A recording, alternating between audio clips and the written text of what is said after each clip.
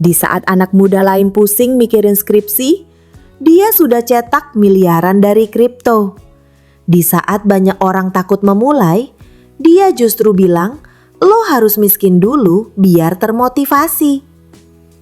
Benci atau suka, nama Timothy Ronald tidak bisa kita abaikan. Dia adalah fenomena.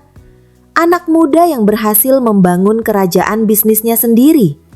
Ternak uang, tapi di saat yang sama, dayanya yang belak-belakan dan sering dianggap pamer membuatnya jadi sosok yang sangat kontroversial. Tapi pertanyaannya, apakah dia benar-benar seorang jenius investasi? Atau hanya seorang marketing master yang tahu cara membuat dirinya viral? Dan yang terpenting, pelajaran apa yang sebenarnya bisa kita ambil dari perjalanannya yang gila ini? Di video ini, kita akan bedah tuntas, bukan cuma permukaannya, tapi kita akan gali lebih dalam. Siap? Mari kita mulai. Untuk ngerti kesuksesannya, kita harus mundur dulu. Siapa sih Timothy Ronald sebelum dikenal semua orang? Lahir pada tahun 2000, Timothy Ronald adalah anak muda biasa. Banyak yang gak tahu dia pernah gagal masuk universitas negeri favoritnya. Bagi banyak orang, ini mungkin sebuah kegagalan.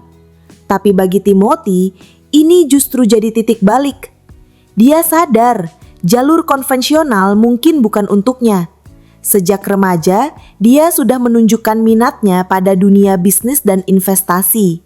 Dia mulai dari hal-hal kecil, jualan pomade, jadi reseller barang, apa saja yang bisa menghasilkan uang. Titik krusialnya adalah ketika dia nekat menggunakan uang pangkal kuliah yang seharusnya untuk universitas swasta sebagai modal investasi. Sebuah keputusan yang sangat berisiko tinggi. Dia masuk ke dunia saham dan kemudian ke dunia yang akan meroketkan namanya, cryptocurrency. Dia masuk di waktu yang tepat saat pasar kripto sedang booming. Tapi keberuntungan saja tidak cukup.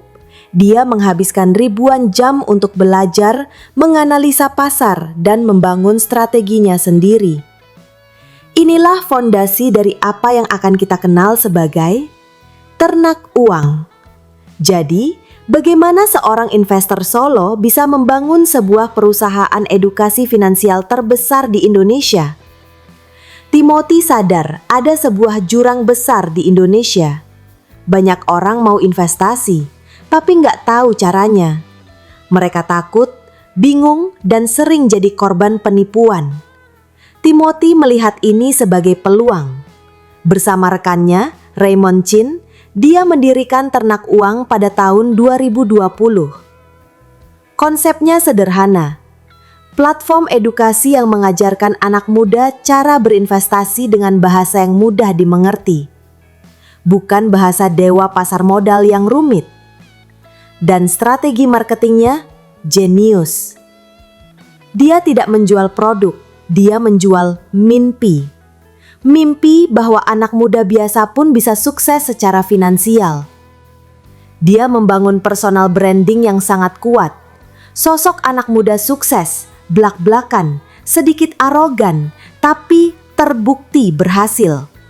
Persona ini, suka atau tidak, sangat menjual. Oke. Sekarang kita masuk ke bagian paling panas. Bagian yang membuat nama Timothy Ronald ada di mana-mana. Kontroversinya. Lo harus miskin dulu. Tutut. Kutipan ini mungkin yang paling terkenal. Banyak yang menghujat, dianggap tidak bersimpati. Tapi kalau kita bedah, maksud dibaliknya adalah tentang tekanan. Dia percaya rasa tidak nyaman karena kondisi finansial yang sulit adalah bahan bakar terbaik untuk bekerja keras. Setuju atau tidak, kalimat ini berhasil memancing jutaan reaksi. Gaya hidup flexing and bakar duit. Mobil mewah, jam tangan mahal, dan pengakuan bakar duit miliaran untuk marketing. Ini adalah pedang bermata dua. Di satu sisi, ini membuat banyak orang antipati. Tapi di sisi lain, ini adalah bukti nyata dari kesuksesan yang dia jual. Ini adalah strategi marketing yang sangat efektif untuk target audiensnya. Orang ingin lihat hasil dan dia menunjukkannya. Belak-belakan dan terkesan arogan. Gaya bicaranya yang tanpa filter, langsung ke intinya, sering dianggap arogan. Tapi ini juga yang jadi daya tariknya. Di dunia yang penuh basa-basi, gayanya terasa asli bagi sebagian orang. Dia tidak mencoba untuk menyenangkan semua pihak, dan itu justru menciptakan basis penggemar yang sangat loyal. Inilah kejeniusannya. Dia paham betul algoritma media sosial. Kontroversi menciptakan engagement. Engagement mendatangkan perhatian, dan perhatian mendatangkan uang. Setiap kali Anda membicarakannya, baik itu memuji atau mengkritik, Anda sedang membantu memperbesar brandnya. Terlepas dari semua kontroversinya, ada pelajaran berharga yang bisa kita ambil dari perjalanannya. Ini adalah bagian terpenting dari video ini. Pelajaran 1. Eksekusi lebih penting dari ide. Banyak orang punya ide membuat platform edukasi. Tapi Timothy, dia mengeksekusinya. Dia tidak menunggu sempurna. Dia mulai, dia belajar, dia perbaiki di tengah jalan. Action is everything. Pelajaran 2. Membangun personal brand itu aset. Di era digital, nama Anda adalah brand Anda. Timothy membangun citra dirinya dengan sangat sadar. Dia tahu siapa target pasarnya dan bagaimana cara berkomunikasi dengan mereka. Anda tidak harus jadi kontroversial seperti dia, tapi Anda harus punya suara dan nilai yang jelas. Pelajaran 3. Literasi finansial adalah kunci kebebasan.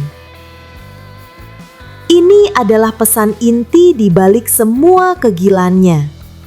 Dia secara konsisten mendorong anak muda untuk melek finansial. Untuk tidak hanya mengandalkan satu sumber pendapatan. Entah Anda setuju dengan caranya atau tidak, pesannya sangat relevan dan penting. Jadi, kembali ke pertanyaan awal. Timothy Ronald itu jenius atau sekedar kontroversial? Jawabannya, mungkin keduanya. Dia adalah produk zaman, seorang investor cerdas yang dibalut dengan persona seorang jenius marketing. Dia memanfaatkan momentum, membangun brand yang solid dan tidak takut untuk menjadi pusat perhatian. Perjalanannya adalah bukti bahwa di era sekarang, keberanian untuk tampil beda dan kecepatan eksekusi bisa mengalahkan segalanya. Sekarang saya mau dengar dari kalian. Menurut kalian, Timothy Ronald itu inspirasi atau hanya sensasi? Apakah cara-caranya bisa dibenarkan demi kesuksesan? Tulis pendapat kalian sejujur-jujurnya di kolom komentar di bawah. Diskusi paling menarik akan saya pin. Jangan lupa like jika kalian dapat sesuatu yang baru dari video ini. Subscribe biar nggak ketinggalan video-video bedah kasus lainnya. Dan share video ini ke teman kalian yang mungkin lagi butuh tamparan motivasi. Terima kasih sudah menonton. Sampai jumpa di video berikutnya.